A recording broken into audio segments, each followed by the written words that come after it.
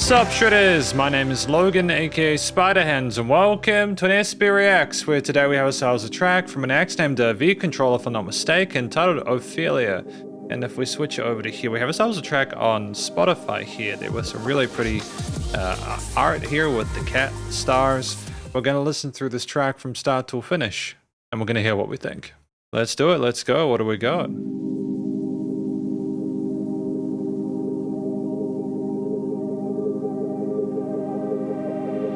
I love the filtering of those sequences.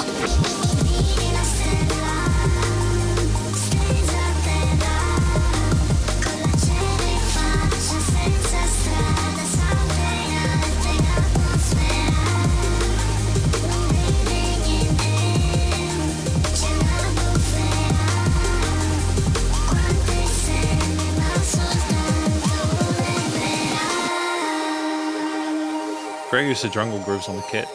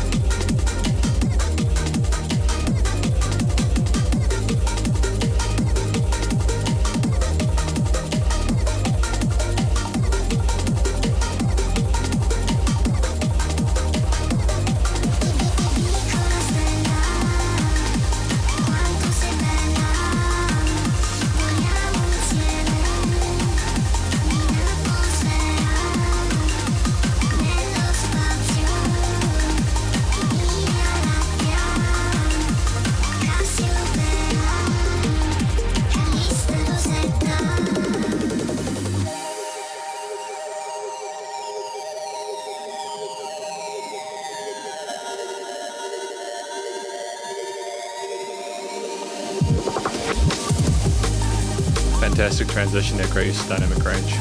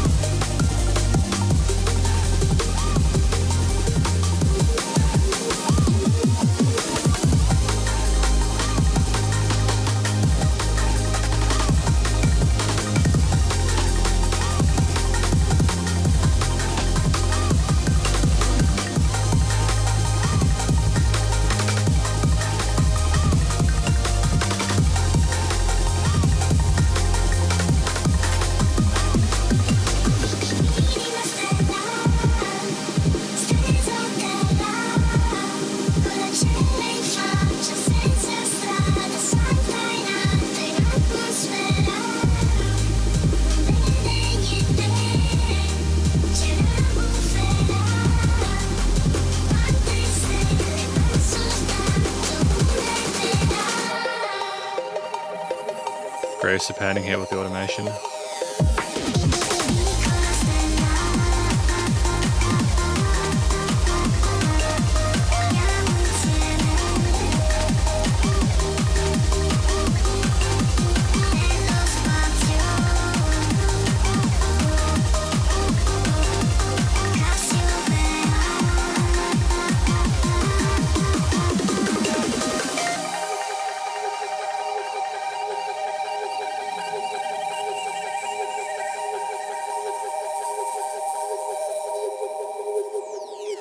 Interesting. Sorry, that wasn't English, was it? Interesting use of the phases to kind of get, or the filtering to get that distortion there at the end. Great first impression to their work. We're going to talk about this track more in the conclusion. So welcome to the conclusion of my review of this track from an act name, if I'm not mistaken, feel free to correct me if I'm wrong, vctrl, titled 0phelia. In this section, we're going to be providing an overall song analysis of everything from vocals through to production, as well as any applicable constructive critique, and then finally my general thoughts from a listener's perspective. But first of all, what do we think this track is about? My understanding, from what information has been sort of like provided to me, is that 0phelia is an atmospheric and introspective track centered on a fallen star, symbolizing confusion and vulnerability. As the song unfolds, it moves from emotional disorientation towards ascension, using cosmic imagery to suggest escape, connection, and quiet transcendence. It's an incredibly sophisticated explanation of this piece there. I think that vctrl is an artist based in Italy, so it makes sense that I wouldn't necessarily be as sort of familiar with the language that is being sung with the vocal modulation throughout this piece, so I appreciate the additional help with that. I do really dig the vocal styling though. I think that the cuteness of the upper pitch kind of shift and sort of modulation of that makes it seem a bit more innocent. And I think it also aligns more neatly, niches more effectively with a lot of the electronic synthy kind of bass and drum textures within the piece.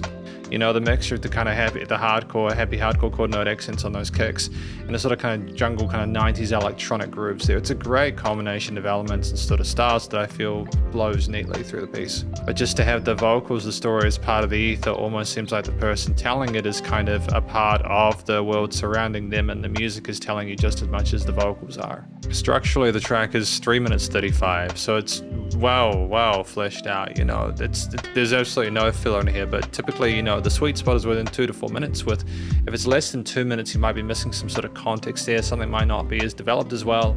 If it's over 4 minutes, you risk, you know, repeating things that one time that more than you should have, and it just becomes a bit overplayed and stale here. There is absolutely none of that within this piece, so it's very well fleshed out. Lots of interesting sort of choices there with variations of instrumental layers throughout the piece there. Parts where it comes down a little bit in terms of the dynamic range there and fluctuates between the lower and higher end resonances of the frequency spectrum there through a range of post-production technique and instrument choices. But if we just go back to the start of the piece there, just how there's nothing except a little bit of a kind of a fizz, and you just go the wah, which indicates a good understanding of how to use envelopes with synthesizers there. Just the way those kind of pads come in there, or the bass comes in there, and it's just so well rounded and warm and fuzzy and kind of cute sounding, you know. There's no abrasive or harsh edges to it. As it starts to open itself out, you know, again through the use of the envelopes with the filters, the high and low pass filters, I think it's adding more of the high end there. There's fluctuation and oscillation in there, which kind of gives it a lot more life. It's got a pulse to it, you know. And as we kind of further onward with that kind of faux riser there, you have the drums come in, and immediately you're presented with a drum kit that's very active throughout the piece with a mixture of different on-beat and syncopated 8th quarters and 16th note beats, with a lot of sort of kick, snare, and hi-hat patterns present through it. Again, it's just got a sort of a great sort of industrial feel to it there. And this is part of why I like about the changes in relative groove to the pace to it. You've got a halftime feel for a lot of these sort of sections here where things seem slower because the drums are taking more time to go between the repetitions of the bars there, or the loops. Whereas in the sort of the faster sections, those main kind of 1, 2, 3, 4 doof, doof, doof, doof parts, things seem accelerated because of how quickly you are kind of accenting those notes. But what's really cool alongside the development of the drums there, and the vocals coming in around that time, around the 10-second mark, so we're absolutely, again, no filler there. We're getting the crux, the majority of the musical components in quite early into the piece. You've got these dun dun dun dun, these kind of melodic sequences on either side of the stereo field, and they sparkle, they go backwards and forwards, and it's just great to have that kind of ping-pong effect there, like you're really overwhelmed and enveloped in the tune.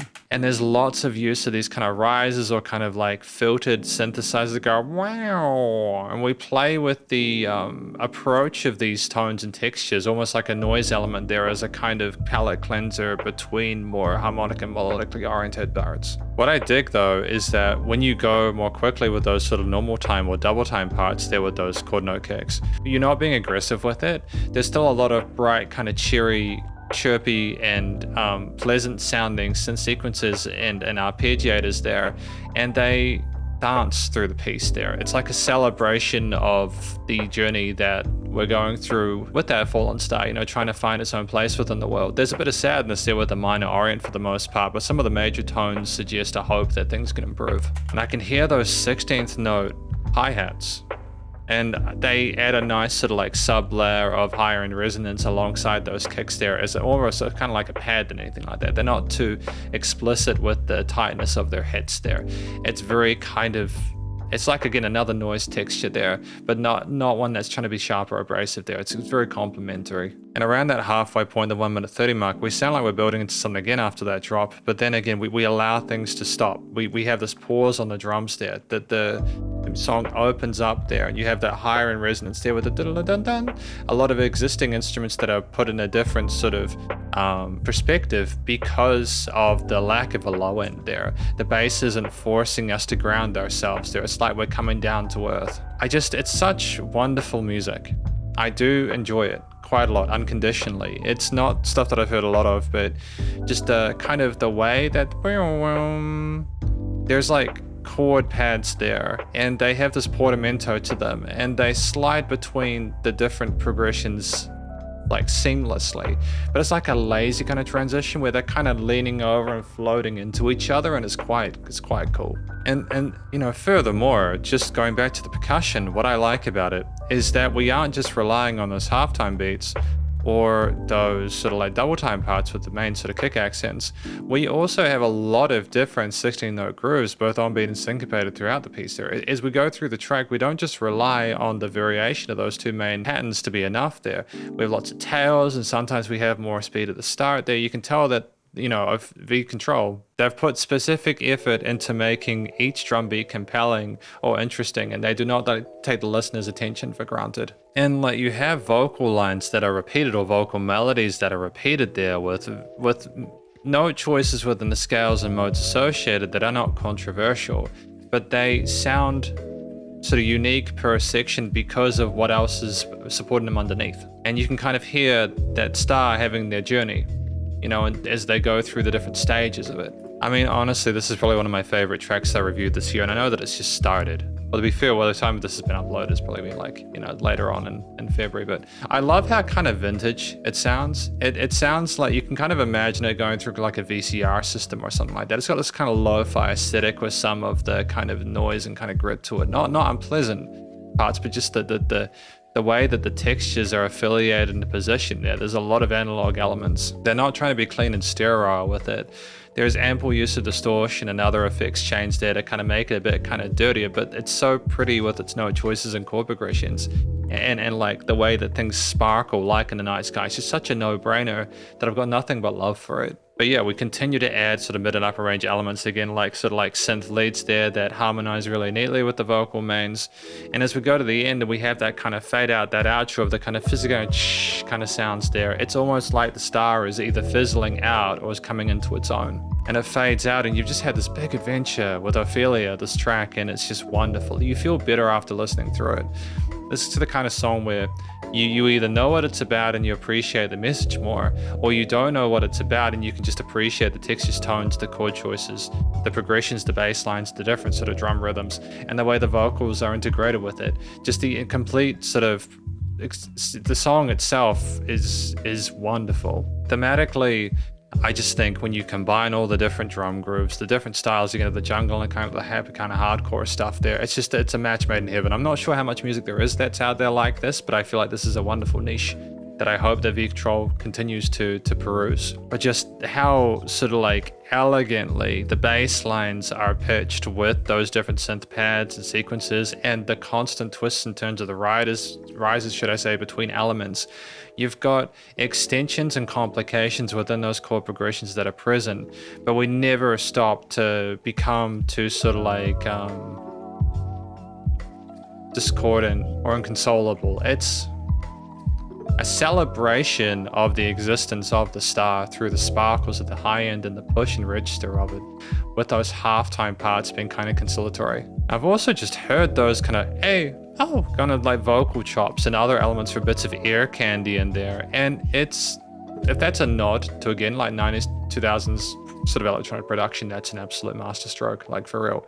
It's just, you don't need it in there, but just knowing that, hey, you can pepper it with little accents there to further develop a piece there and keep interest is just wonderful. But the fundamentals of music theory and composition are adhered to here. They're beyond that. Like we've got a lot of promise with this track, and there's not a note out of place. Not a note out of place at all. The studio recording, mixing, and mastering is incredible.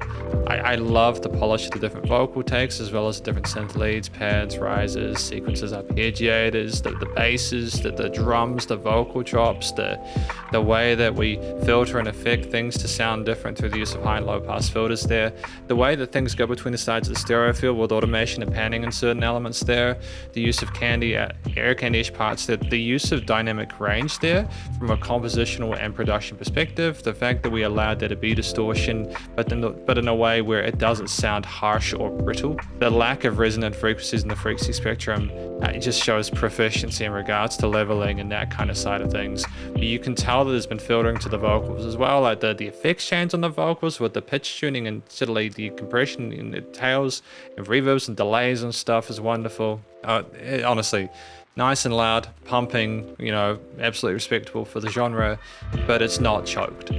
No applicable constructive critique. This is a wonderful song, and I just think, as from a general listener's perspective, I've been given the pleasure of reviewing a lot of really incredible electronic music this year, and I really hope the rest of the year is like this, because there are some amazing musicians out there doing incredible things. And it's just a great time to be a music listener.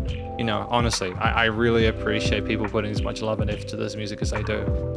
Because thank you for watching my review of this track from an accident vctrl titled 0phelia. Hopefully you enjoyed it. If you did, please go show us some love via the various social medias and their Spotify page, and stay cool and stay safe, and please remember to support your local musicians and artists at this point in time, as they need the help more than ever. The greatest stuff going on in the world, and I will catch you in the next SP Reacts.